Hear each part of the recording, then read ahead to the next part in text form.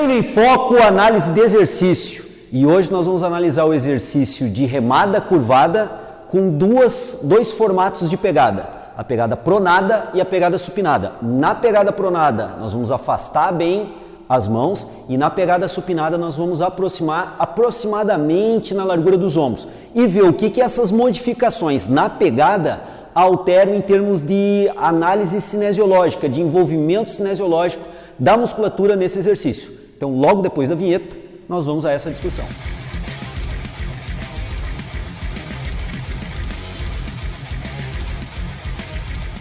Bom, pessoal, como eu já dei a dica, já dei a chamada antes da vinheta, nós vamos analisar a remada curvada. E na remada curvada, o ponto de análise nosso hoje é duas pegadas diferentes para analisar. A pronada, bem aberta essa pegada, e a pegada supinada, bem próximo a essa pegada. Hoje eu estou aqui com o Henrique Oliveira, ele é acadêmico do curso de Educação Física, é um fisiculturista e vai nos ajudar demonstrando a execução dos exercícios para que nós possamos analisar em maiores detalhes esses dois exercícios.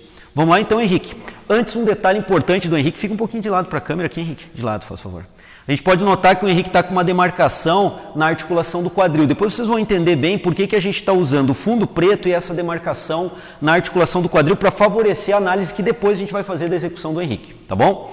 Então, Henrique, vamos começar com a pegada pronada primeiro. Então, tu vai pegar um afastamento maior dos pés, né, para dar uma base boa de equilíbrio. Vai fazer a pegada bem aberta para a gente poder comentar isso para o pessoal. Vai manter a curvatura da coluna, a semiflexão do joelho. Então vejam bem como o Henrique entrou na posição. O clássico, os membros superiores estão verticalizados, ele está com uma flexão do quadril, flexão do joelho, alinhamento da coluna vertebral. E agora nessa condição ele vai trazer a barra até junto ao tórax, com pegada pronada, bem aberta. Vai lá, Henrique, pode fazer. Fase concêntrica bem próximo ao tórax, voltou, fase excêntrica. Vejam bem o que eu vou fazer agora. Eu vou posicionar minhas mãos sobre as escápulas do Henrique. Pode ir lá, Henrique. Adução escapular, abdução escapular bem significativo. Vai lá, Henrique, pode continuar. Adução escapular, abdução escapular bem significativa. Vejam a linha central da coluna vertebral. Aduziu, abduziu. Mais uma vez, abduziu, aduziu. Ok, Henrique, voltou. Então vejam bem, nessa posição, como o Henrique tem uma pegada bem aberta, ele trabalha no plano transversal ao movimento glenomeral. Ele faz uma abdução transversal do ombro, aduzindo de forma bem intensa as escápulas, como vocês conseguiram perceber com o posicionamento da minha mão. Então há um envolvimento forte da musculatura de trapézio e romboides para fazer esse movimento de adução escapular. Claro, obviamente, nós temos um trabalho do deltoide posterior para também produzir esse trabalho de adução do ombro, mas a abdução transversal do ombro. Agora a gente vai mudar a técnica e o Henrique vai fazer supinado, tá, Henrique? Pegada supinada, mais fechado. Isso.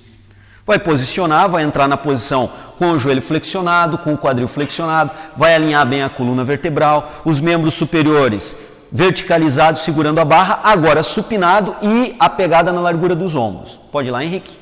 Fez o movimento, voltou, ótimo. Mais uma vez a execução do movimento. Vejam agora, mais uma vez, eu vou colocar as minhas mãos sobre a escápula do Henrique. Isso. Nós podemos notar que existe a adução escapular. Isso, fase excêntrica. Mais uma vez, Henrique. Fase concêntrica. Porém, essa adução escapular agora, ela não é tão... Ok, Henrique, beleza, pode soltar. Vejam bem, essa adução escapular que o Henrique fez agora não é tão intensa quanto foi antes. No movimento em pegada aberta pronada, há um movimento transversal de execução em glenomeral, uma abdução transversal e uma adução transversal. Isso faz, como nós podemos perceber com a execução do Henrique, que as escápulas façam uma abdução forte e uma adução forte das escápulas, trabalhando fortemente trapézio e romboide. Na segunda pegada que o Henrique fez em supinada, ele faz uma extensão do ombro com flexão. Ele não faz mais abdução transversal e adução transversal. Vejam bem, ele faz uma extensão do ombro e flexão do ombro excêntrica, extensão do ombro concêntrica e extensão do ombro excêntrica. Nessa condição, o trabalho escapular, como nós vimos, ele também existe, mas não é tão forte. Então, se nós começarmos a comparar a pegada pronada com a pegada supinada, nós vamos concluir que com a pegada pronada há um envolvimento mais forte do movimento de abdução e adução escapular, e esse movimento mais forte de abdução e adução escapular faz com que trapézio e romboides trabalhem um pouco mais intenso do que na outra movimentação que nós vimos em pegada supinada, onde a movimentação escapular é menor.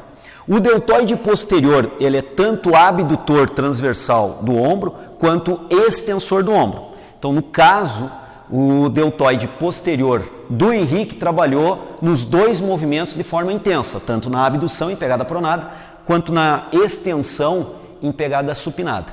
Então, esse é um ponto. Há uma mudança do envolvimento muscular, principalmente dos músculos que atuam em cintura escapular, quando se modifica a pegada de pronada para supinada. Esse é um aspecto, e esse aspecto é o que nós notamos aqui. Um outro ponto que nós vamos analisar agora, e vocês vão perceber, por isso que o Henrique está de pé descalço, para nos ajudar com a imagem, com o fundo preto, para a gente poder perceber bem, agora é o posicionamento do quadril e a linha vertical da carga, da quilagem. Então o Henrique vai fazer as duas execuções e nós vamos agora analisar os braços de alavanca em relação à lombar dele. Qual é a tensão gerada na lombar com as duas pegadas em função da projeção vertical da barra e a distância dessa projeção vertical da quilagem da barra em relação ao que nós demarcamos, ao quadril, a articulação do quadril do Henrique. Pode entrar na posição, Henrique?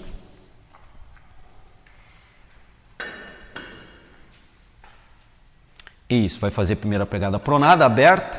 Isso, vejam bem. O que eu vou fazer agora aqui? Nós temos o posicionamento do quadril e eu vou botar um fio de prumo seguindo o alinhamento da barra.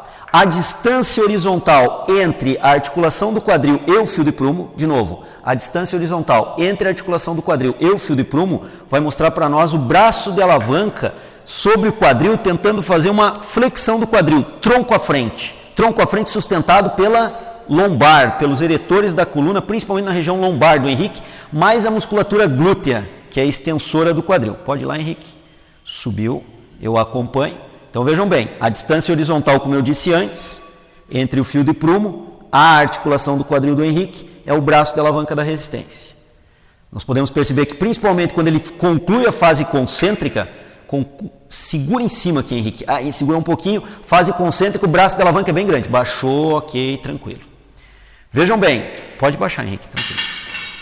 Quando o Henrique finalizou a fase concêntrica, é quando nós temos o maior braço de alavanca, a maior distância horizontal em relação à articulação do quadril, fazendo uma tendência do Henrique em flexão do quadril em cadeia fechada abaixo do corpo, movimento descendente. Essa tendência da barra em fazer essa flexão do quadril em cadeia fechada é uma tendência gerada pela quilagem trabalhada, pela barra e mais anilha, que tende a levar o Henrique para baixo.